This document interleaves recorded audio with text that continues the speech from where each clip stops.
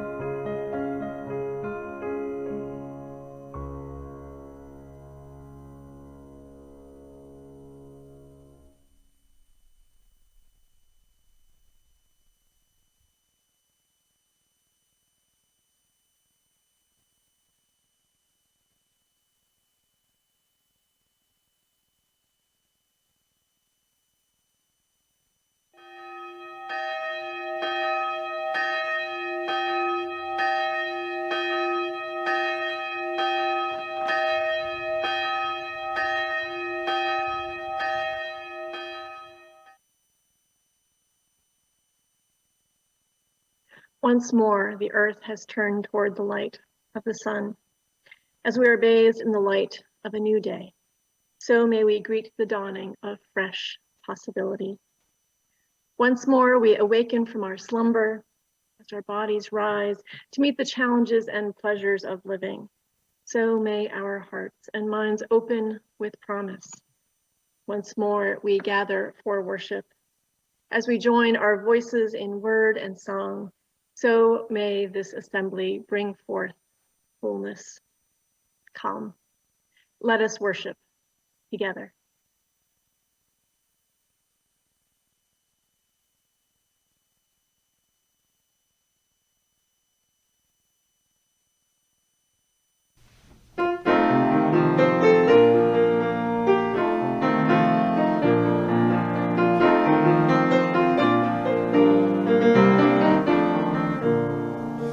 Come sing a song with me, come sing a song with me, come sing a song with me, that I might know your mind.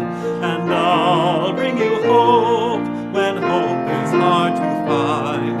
And I'll bring a song of love and a rose in the winter time. Come dream a dream with me, come dream a dream with me, come dream a dream with me, that I might know your mind. And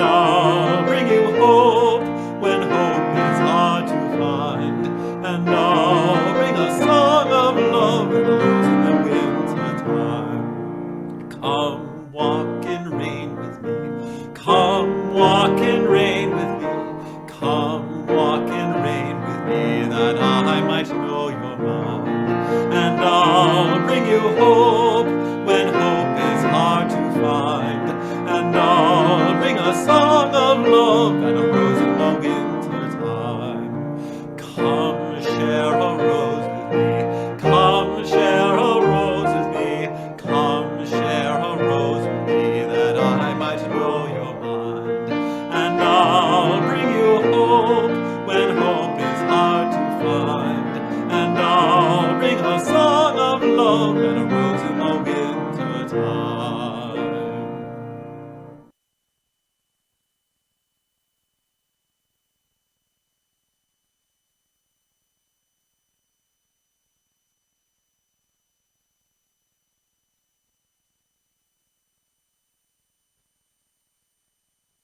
Some of my favorite traditions are birthday parties and Christmas. Why? Presents, of course. I like to receive new things, and I don't think that I'm alone. Who here watching also likes to receive new things? Maybe this is why there's the phenomenon of unboxing videos. People will buy a new toy or phone or sunglasses and record themselves opening the box. This way, the viewer can join in the excitement about the brand new thing. Whether it is a wrapped birthday present or something from the store, it is common to wonder and to ask the question, what's inside? Some boxes are perhaps best left unopened. If you know me, you know I really don't like snakes, even the ones that are not poisonous. So I might not want to open this box, but we can't always know what's inside until we look for ourselves.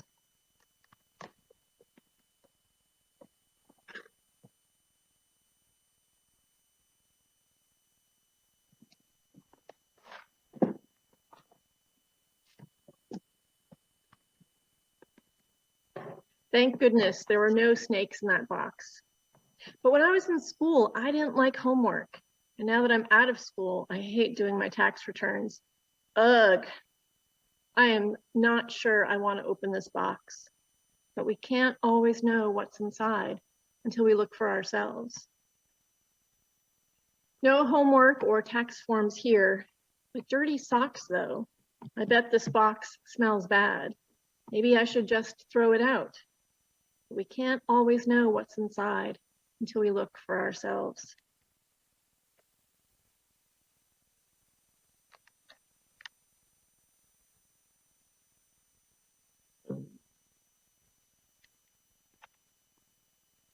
Wow, what a beautiful light. Who would have thought that this was inside?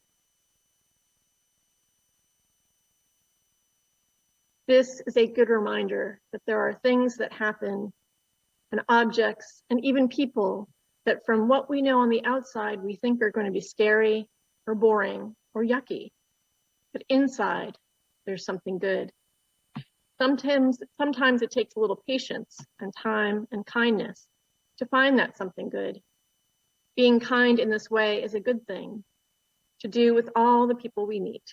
And it's a good thing to do with ourselves too.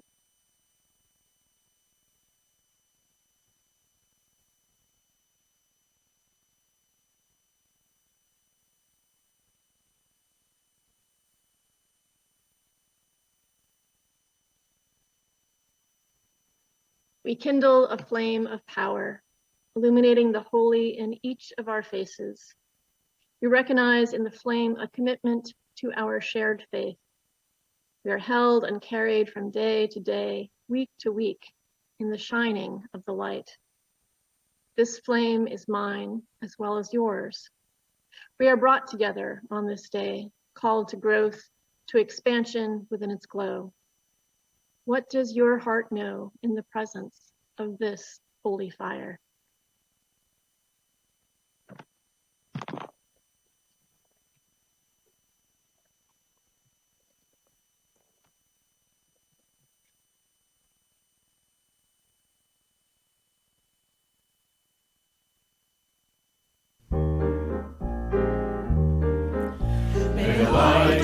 shine before you every day. May the light within you shine before you, guide your way, guide your way. May the love we share surround you and chase your fears away. May the light within you shine before you. This we pray, this we pray.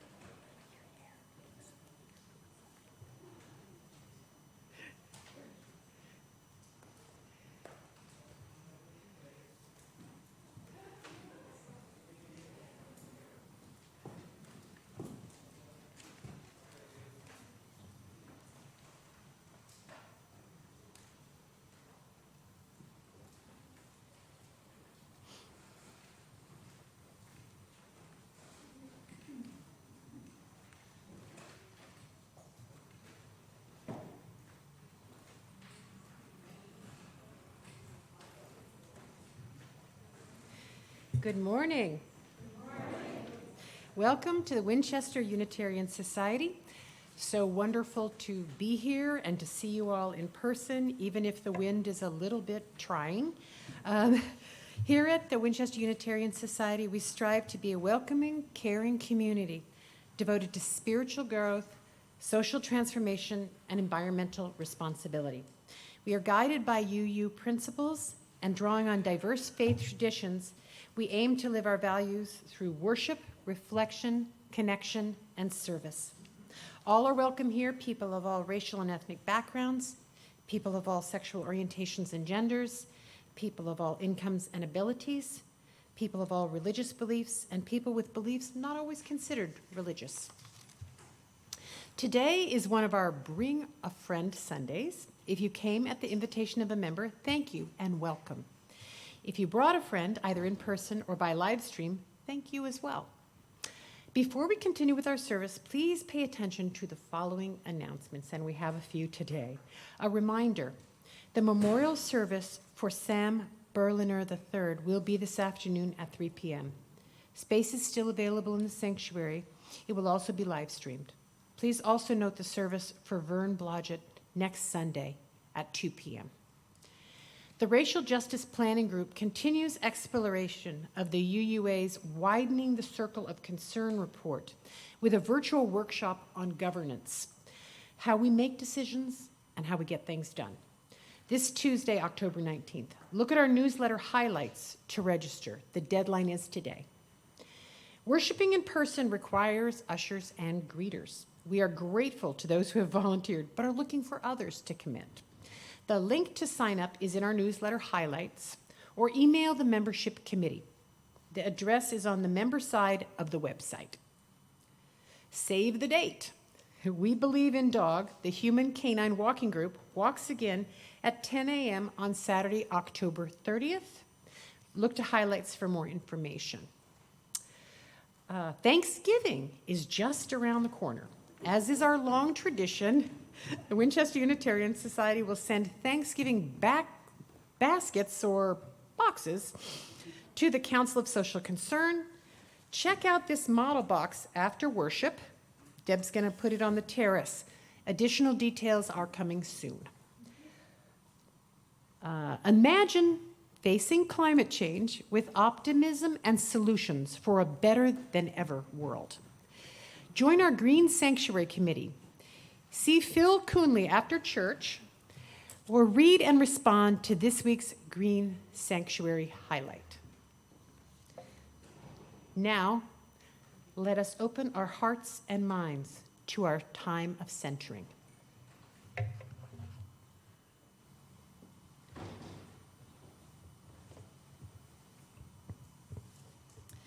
We begin our time of centering first through words and then through ritual, kindling of the light, a time to light a candle here in the sanctuary or at home to signify a joy or sorrow that you hold within. For those who are gathering here in the sanctuary, we ask that you keep space between you as you line up at the table. At that time, if you would like a candle brought to you, please raise your hand and Marcy will bring it to your seat. After we kindle the light, we will be together in a time of shared silence. We begin with words of meditation by Nikita Gill. You are allowed to break. Everything does. The stars grow tired and fall. The waves crash against rocks and shores. Trees fall for both storms and the wind, leaving behind seeds and saplings so a version of them can grow up again. Storm clouds part for the rain, and then part again for the sun to come through. Night must break for day, and the day for the night. The world is made of broken things piecing themselves back together. This is what gives us the most resilient stories. So why do you think that you were built any differently than the night and the storm clouds? You know how to put yourself back together again too, just as well as they do. Take heart. You have managed to rebuild yourself 1,000 times over from every bad day. That is no small thing. Let us now kindle the light.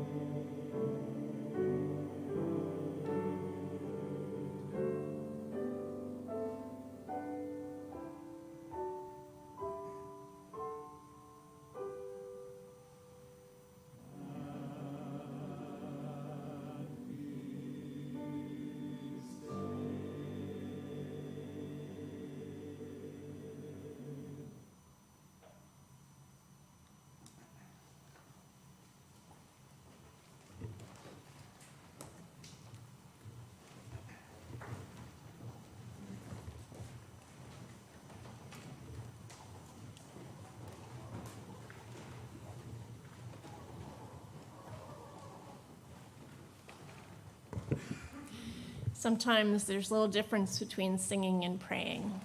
That was beautiful. Thank you.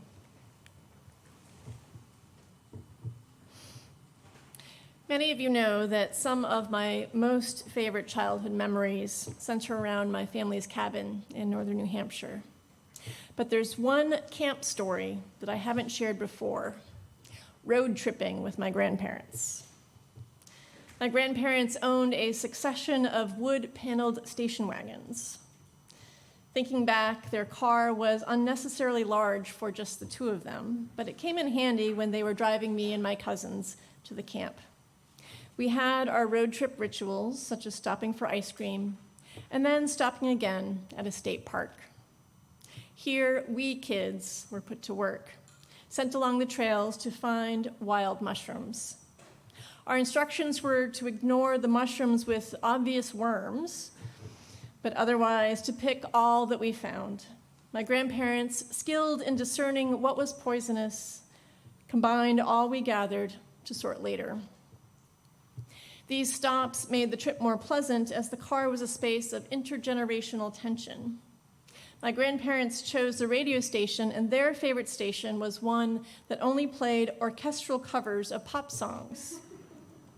They insisted that the artists we wanted to listen to, like Blondie and Madonna, stole their scores from these anonymous orchestras and not the other way around. My grandparents also played this radio station in their kitchen. I have many memories of keeping my grandmother company as she canned tomatoes from my grandfather's garden, with the strains of an instrumental version of a Beatles song in the background. In the same way old televisions were made to look like furniture, their radio was set in a wooden box with faux silver dials with fabric over the speakers. If you come to my home, you would find a similar radio in my kitchen.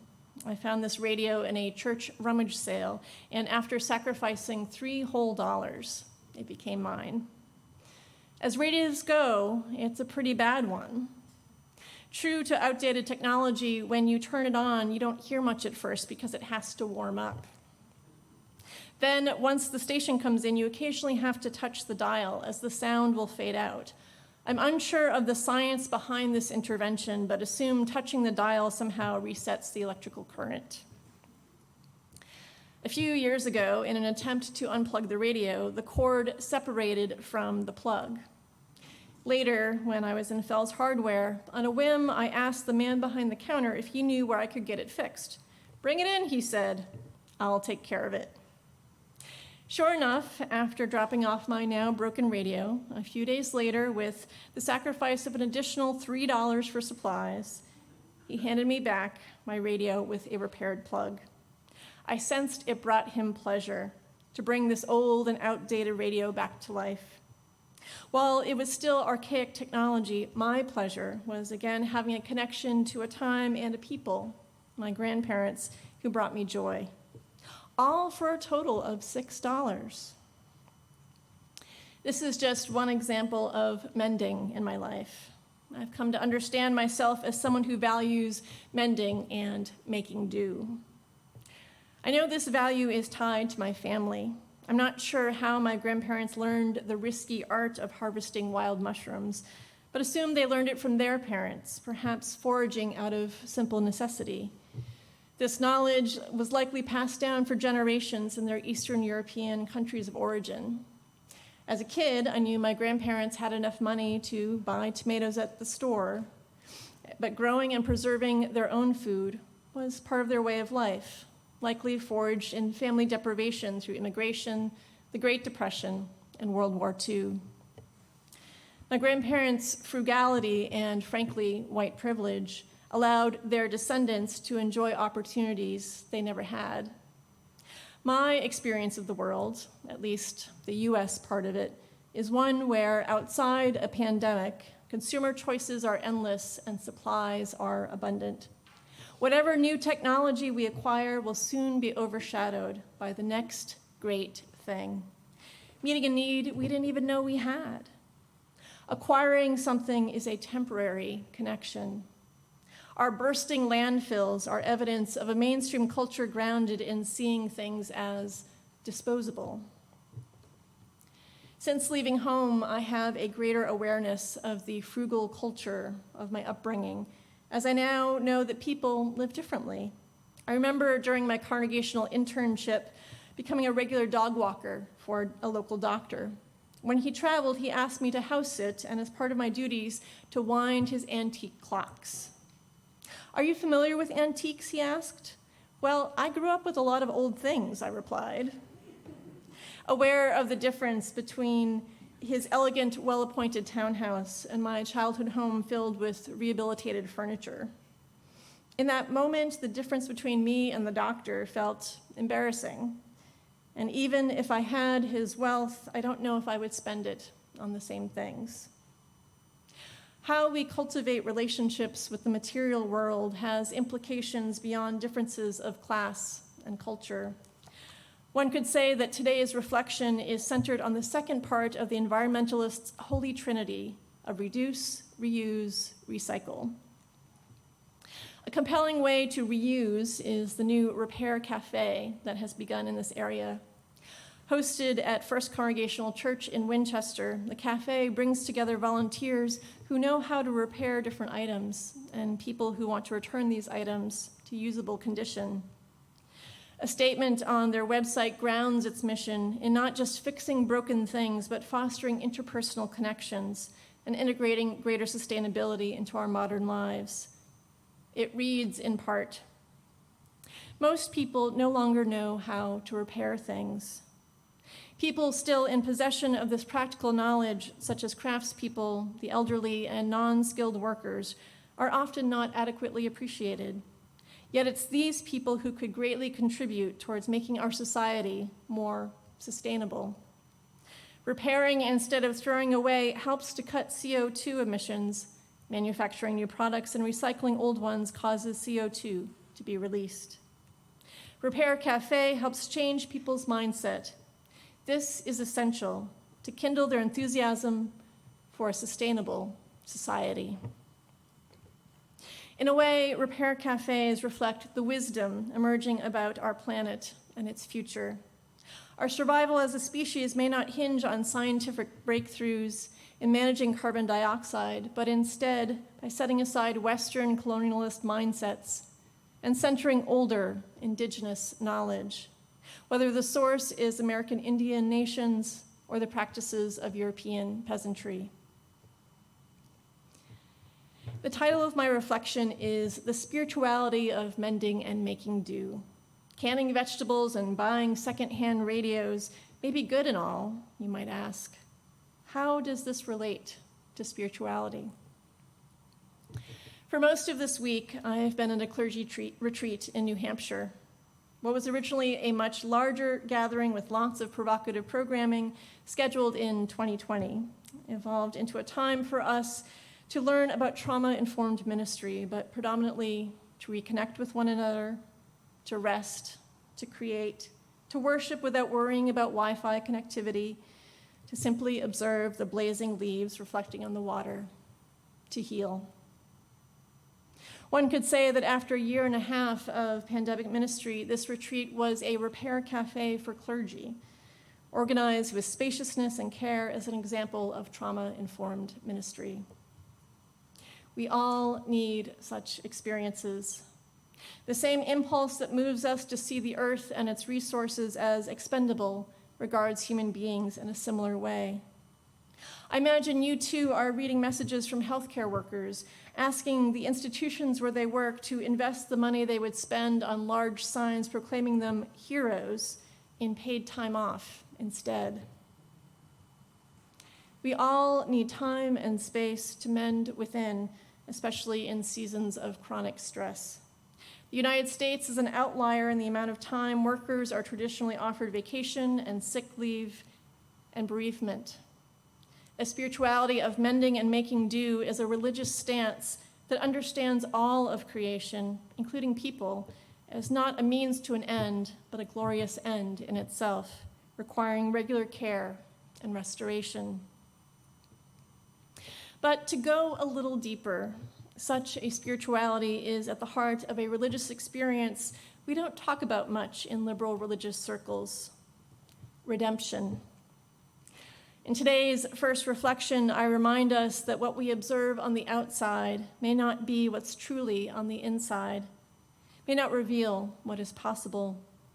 I've been a human being and a minister long enough to know that most of us, except unrepentant narcissists, see ourselves as somehow in need of fixing. Maybe it's a personality trait or a life-eroding addiction or some colossal mistake, but at some point all of us have trouble seeing the light within ourselves and with one another. I close with a final reflection about the stole I'm wearing this morning. As named in the first reflection, I like new things. But as you can imagine, new to me things, repurposed from something else, are the best. I love it when the frugality of my ancestors and my own creativity come together in fun ways. The clergy retreat included a lot of time for creative pursuits. I planned ahead and brought my sewing machine and fabric for a number of projects. I wasn't sure I could do it, but my goal was to make a new stole before the retreat was done. I see many mistakes in this stole, results of my limited sewing experience and my haste, but to me, it's beautiful. I say this not to brag about the design, but to name why it's beautiful. While some of the fabric is new, the brown fabric is from a curtain I got secondhand. The cream fabric is from a fitted sheet that has become too worn to serve that purpose anymore. But of greatest meaning is the fabric with the feather print. It's one of the pieces recently given at Beth O'Donnell's memorial service. As Beth was a quilter, friends turned her fabric remnants into handkerchiefs for attendees to take home. I wish Beth were with us still, using her fabric in her own craft. But if we are to keep her among us, it does my heart good knowing her artistic materials will be part of this community's ministry going forward. We have put her supplies to good and sacred use. Whether it is a radio or wild mushroom soup or fabric square, our engagement with the material world is grounded in relationship with people from our past and with our collective future. May we hold fast the knowledge that no one and nothing is truly broken, and despite the evidence, we can likely find a way to make do.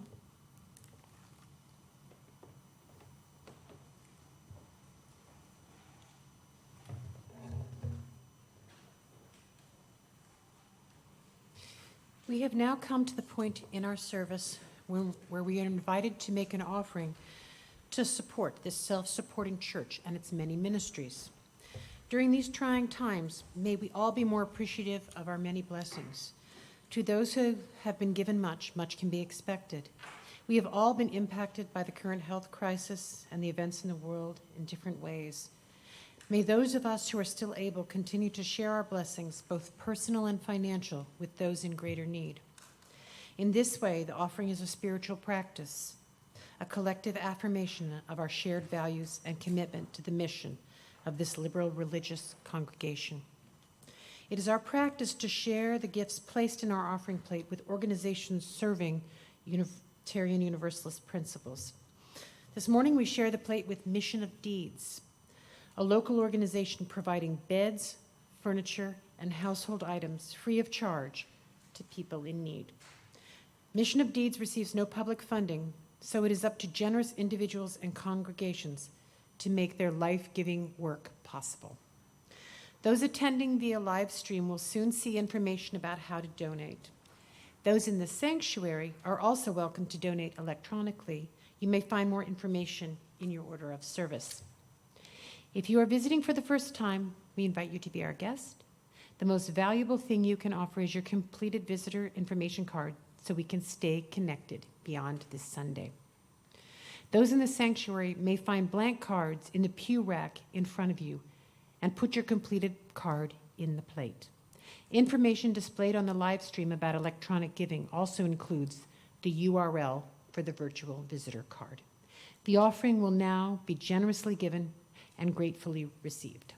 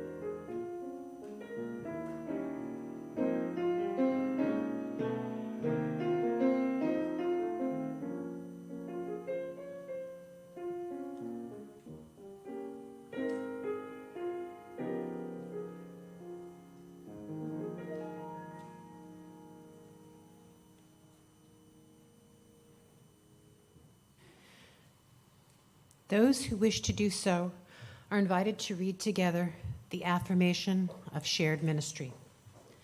We gather not for ourselves alone, but to use our common power to build the beloved community within and beyond these walls. We create and reaffirm this covenant this day to make justice flourish, to practice compassion amidst difference, and to embody transformative love. Let us rise and join in singing our closing hymn, number 10, Immortal Love.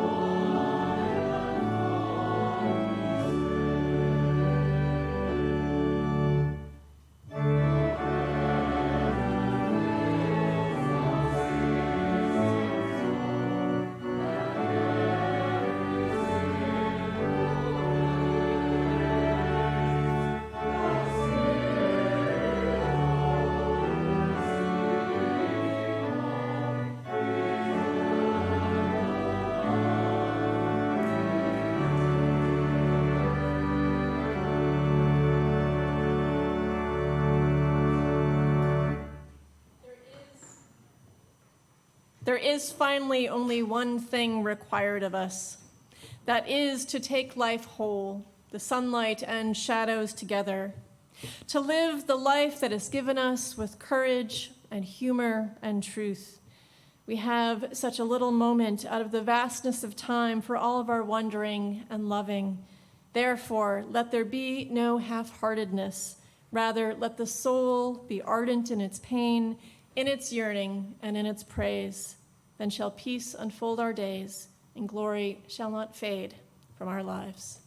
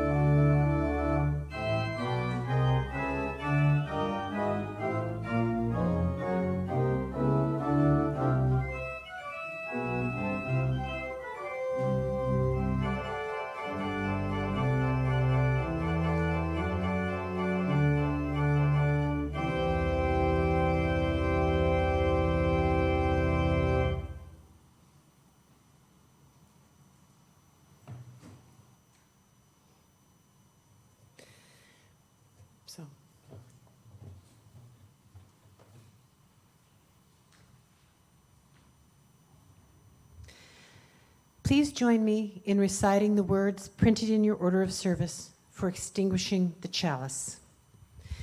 We extinguish this flame, but not the light of truth, the warmth of commitment, or the fire of commitment. These are things we carry in our hearts until we are together again.